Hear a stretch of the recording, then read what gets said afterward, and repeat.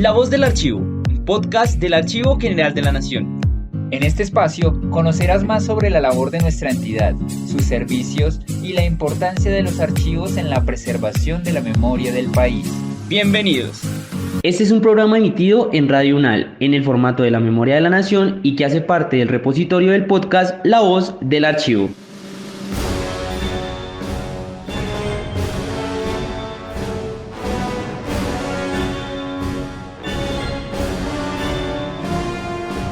Bienvenidas y bienvenidos a otro episodio de La Memoria de la Nación. Gracias por conectarse cada semana a este espacio lleno de historia y archivos. Hoy tenemos un programa muy interesante sobre historia bélica en el nuevo Reino de Granada. Quiero saludar a mi compañero Kevin Hernández. Hola Mario, hola a todas las personas que se conectan a esta hora. Es un gusto estar de nuevo con ustedes en este programa tan especial. Bueno Kevin, bienvenido también.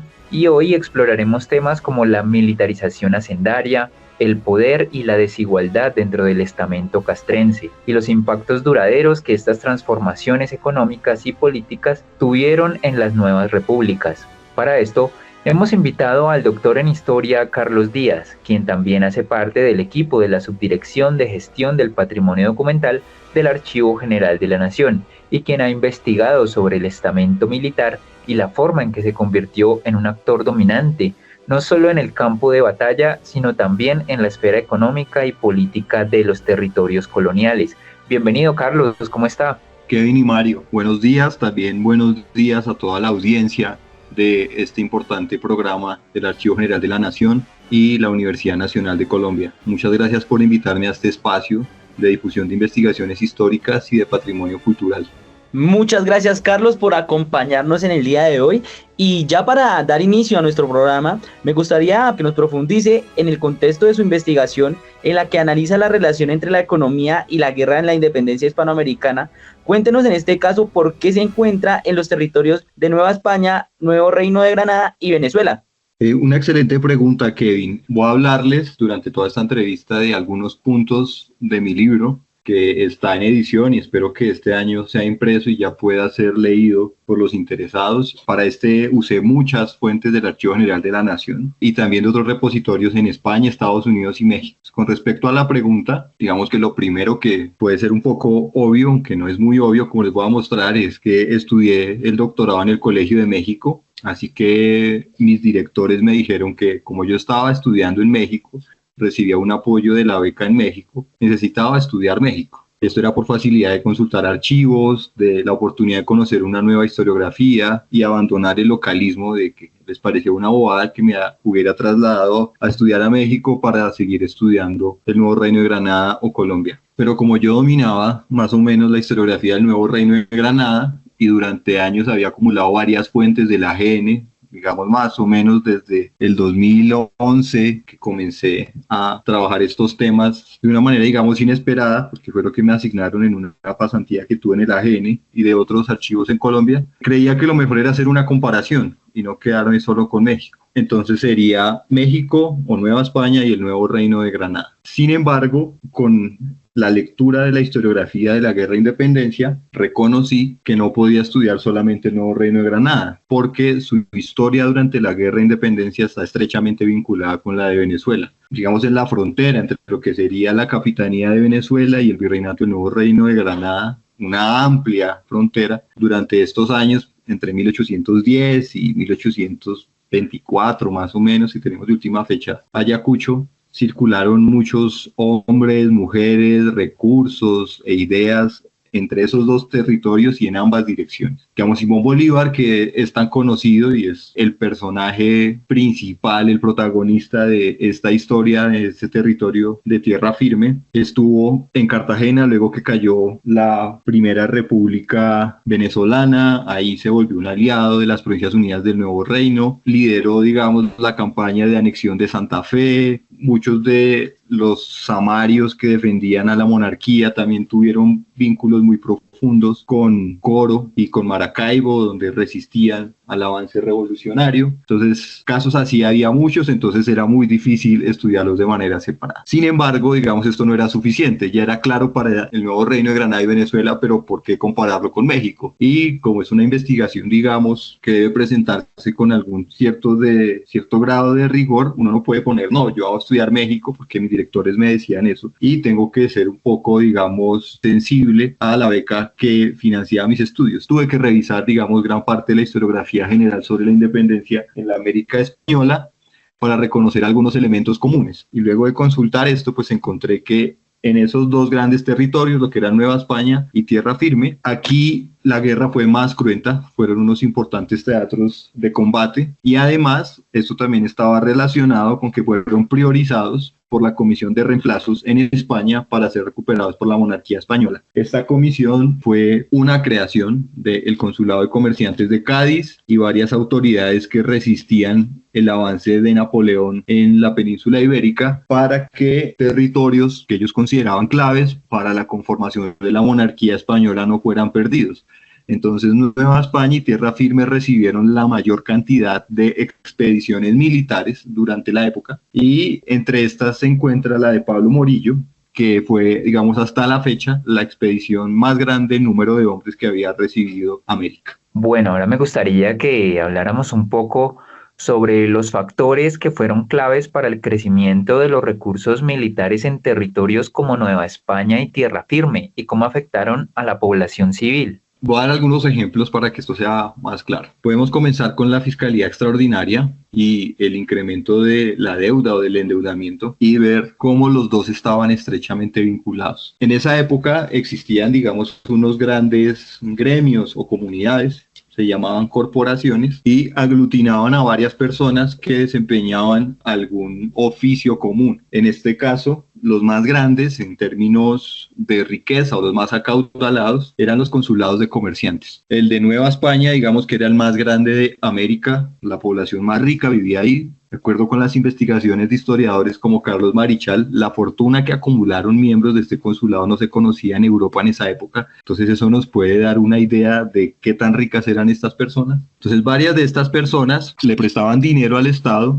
en momentos en los que era necesario cubrir urgencias y casi siempre eran pagarle a los soldados, porque se podía levantar rápidamente un cuerpo armado para enfrentar a otro, pero para pagar esto a veces las arcas estaban vacías y no podían esperar a un año a que terminaran los recaudos para luego pagarles. Entonces lo que hacían era contratar préstamos. ¿Y a quién acudían? A estos señores, que además, debido a este poder económico, servían de intermediarios. Entonces muchas personas que no tenían ese poder, pero tenían algún tipo de ahorro, se los prestaban a ellos para que luego ellos se los prestaran al Estado. Y así daban cierta garantía de que les iban a pagar, que era más fácil, y todavía lo es, que negocie un grande con el Estado a que negocien 100 chiquitos. Entonces, en este caso, estos señores le prestaban, digamos, miles o millones de pesos al Estado y a cambio, como hipoteca o como una garantía de que en realidad había un compromiso financiero para pagarles, pedían que el Estado estableciera contribuciones extraordinarias. Entonces varias de estas nuevas contribuciones que se establecieron durante este periodo respondieron a la necesidad de dar garantía de estos préstamos o estaban vinculadas directamente al pago de las fuerzas militares. Ejemplo de esto es, por ejemplo, el derecho de convoy en Nueva España, que era un impuesto que se debía pagar para que la escolta de las cadenas de el tránsito comercial, de las caravanas, de todos estos miembros del consulado fueran custodiadas por grupos armados. Era en cierta manera como la Armada de Barlovento que existía en los mares, pero ahora era por tierra.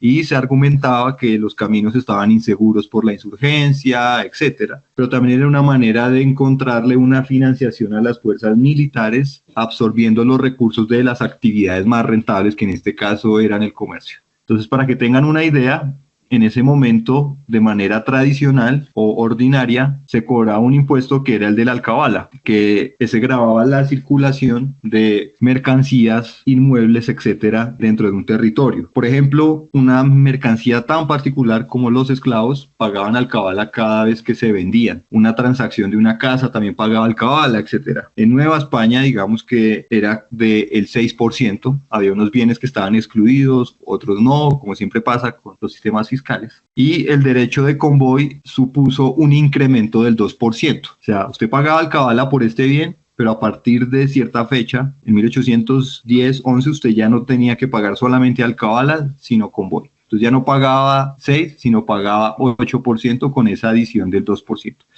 Eso significó que el convoy incrementó, digamos, los impuestos a la circulación interna aproximadamente un 30%. Entonces, para que ustedes, quienes nos están escuchando, también tengan una idea o puedan explicar esto de una manera más concreta, hoy en Colombia pagamos un IVA de 19%. Y también hay varios bienes que no están exentos, hay otros que pagan menos porque está más o menos escalado y está articulado. Si se incrementara ese 19%, un 30%, llegaría a ser casi 25% lo que tendríamos que pagar con IVA. O sea, piensen en esto, que surge una guerra internacional o una guerra civil y ahora no tenemos que pagar 19, sino 25% de IVA. O sea, es una carga importante lo que tenemos que ahora que pagar. Pero que de ese 25%, un 6% se va a ir directamente a las manos del ejército. Y eso fue lo que hizo el derecho de convoy. Pero además de esto, en segundo lugar, también fue clave que las Fuerzas Armadas usurparon la soberanía fiscal.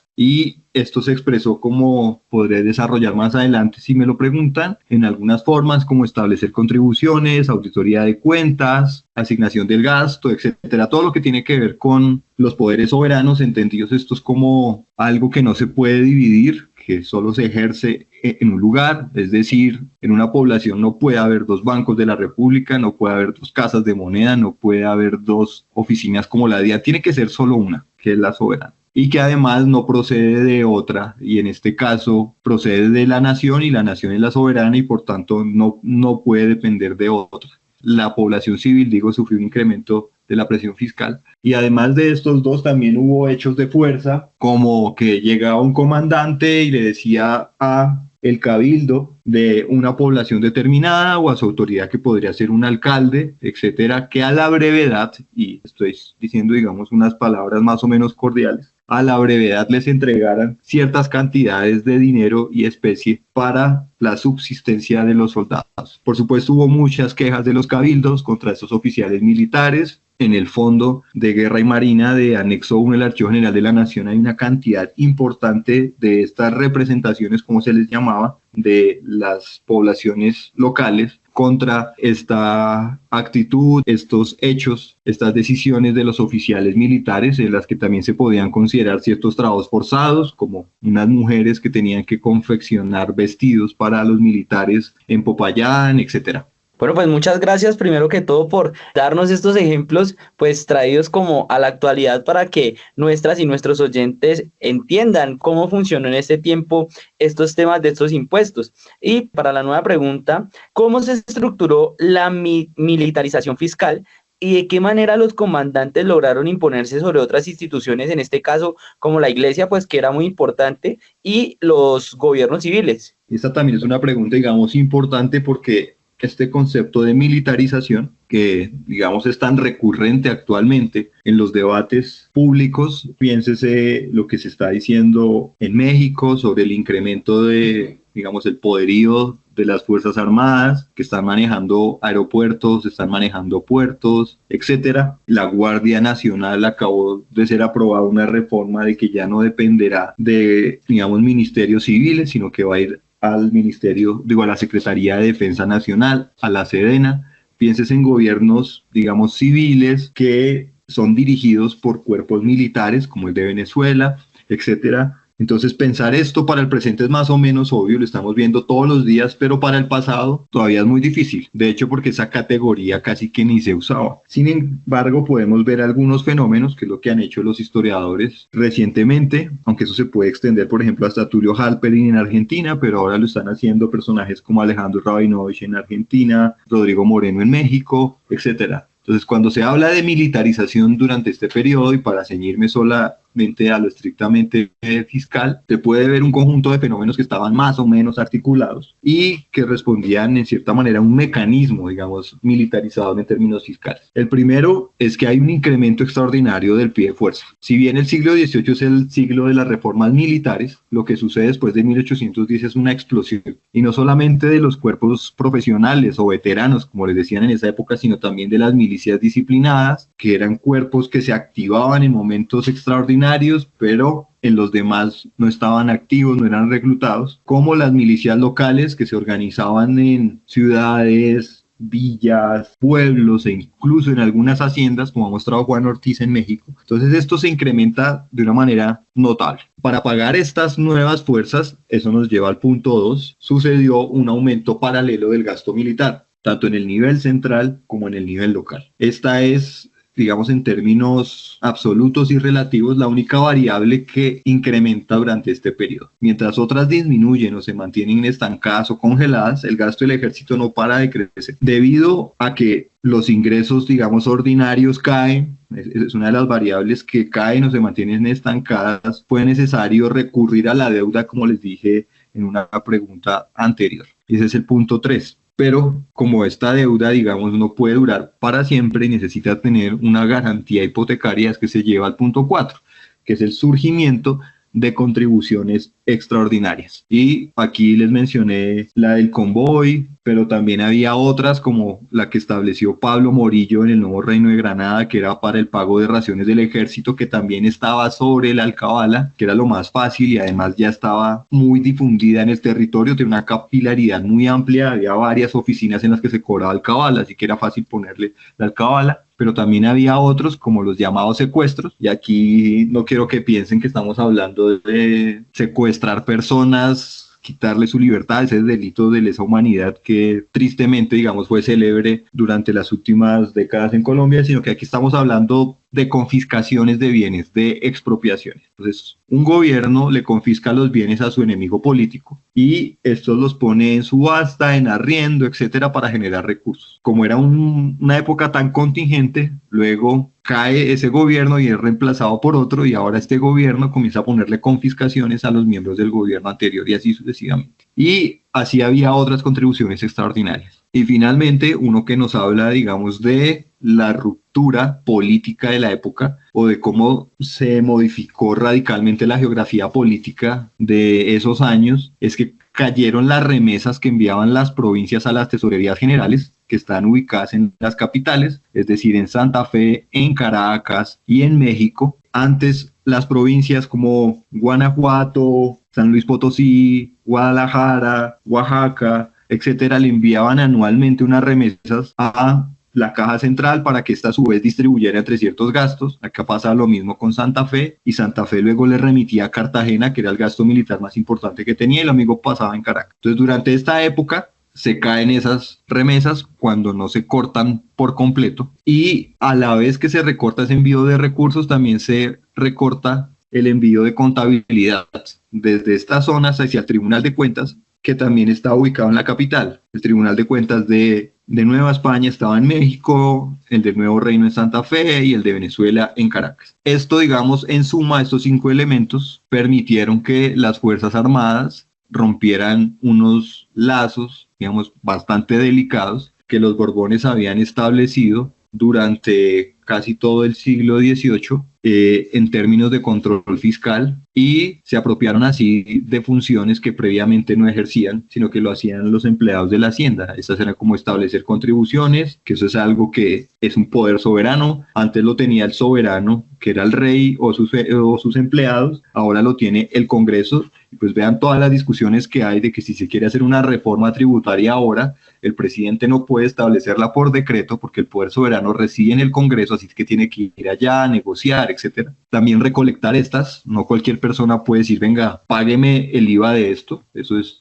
alguien en específico que lo hace, que tiene el poder o se le ha conferido para ello, y auditar las cuentas. En cuanto a la iglesia y los cabildos, para hablar de las poblaciones, también estos militares tomaron los diezmos que administraba la iglesia, es decir, el 10% de la producción agropecuaria, y los propios, que eran los ingresos que tenían los cabildos. En esa época eran unos ingresos propios de los ayuntamientos o las administraciones de las ciudades, que eran corporaciones. Piensen ahora, por ejemplo, del impuesto predial, que es un recaudo que hacen las ciudades y que no le pertenece a la nación. Pues en un momento de una guerra, pues Colombia le dice a Bogotá, no, ustedes no van a recaudar más el impuesto predial. El impuesto predial le pertenece a la nación y es los militares que dicen defender esa nación. No, pues muy interesante todo lo que nos ha contado ya en este programa y pues bueno, tenemos bastantes preguntas todavía, bastante tema por abordar, pero lastimosamente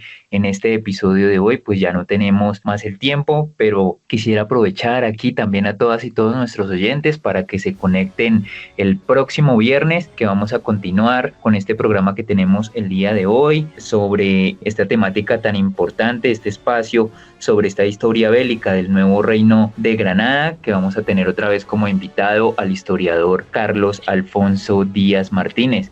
Muchísimas gracias, Carlos, por haber participado en este programa y pues nos vemos dentro de 8 días. Muchas gracias, Mario y Kevin, por esta invitación. También a quienes nos han escuchado en la radio y luego verán la grabación en YouTube, y también por invitarme para la segunda parte de esta conversación. Correcto, Carlos. Muchísimas gracias por haber participado en este primer episodio que tuvimos sobre economías de guerra, Nueva España, Nuevo Reino de Granada y Venezuela. Nos escuchamos dentro de 8 días. Gracias a Carlos y gracias también a mi compañero Mario. Nos escuchamos en un nuevo episodio. Hasta pronto.